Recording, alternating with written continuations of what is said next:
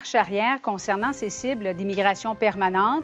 Alors, vous savez qu'au cours des dernières années, le fédéral avait constamment augmenté le nombre de nouveaux arrivants au pays. Olivier, finalement, les cibles sont revues à la baisse. Oui. Souvenez-vous de cette cible, Julie, de 500 000 immigrants permanents par année que le gouvernement Trudeau voulait imposer et qui avait été, entre autres, dénoncée par Québec, qui disait ne pas être en mesure d'intégrer un volume aussi important de nouvelles personnes. Bien, aujourd'hui, finalement, Ottawa qui bouge. Donc, voici les nouvelles cibles.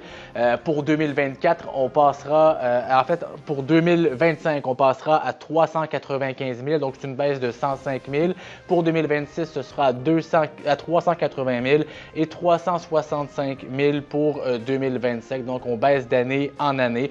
Tout ça s'ajoute aussi, Julie, aux mesures déjà annoncées pour réduire le nombre d'immigrants temporaires. On parle ici d'étudiants, on parle entre autres de travailleurs étrangers également, où aussi le gouvernement a perdu le contrôle là-dessus. On avait laissé plus d'1 million lors de la dernière année. Alors là, on a eu des mesures déjà annoncées là-dessus pour réduire le nombre. Pourquoi maintenant? Bien, on écoute Justin Trudeau qui dit qu'on s'est ajusté à la situation qui a changé. Dans les années qui ont immédiatement suivi la COVID, on a accueilli beaucoup de gens pour permettre à notre économie de se remettre sur pied. Et maintenant, on dit la situation a changé.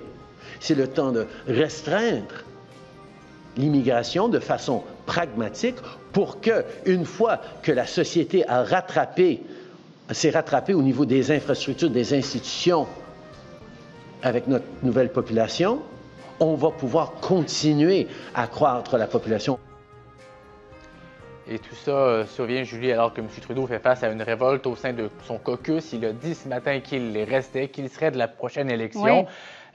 Mais on sait, son gouvernement qui, depuis longtemps, ne fait pas bien dans les sondages. Et ce matin, Pierre Poilievre a répondu à cette annonce-là en disant que le volte-face d'aujourd'hui sur l'immigration est un aveu d'échec massif de la part de Justin Trudeau, voulant se sauver de ses députés libéraux qui souhaitent son départ. Trudeau admet maintenant que ses politiques d'immigration ont provoqué des crises dans le logement, la santé et l'emploi. M. Poilievre qui sera en point de presse dans une quinzaine de minutes à Toronto.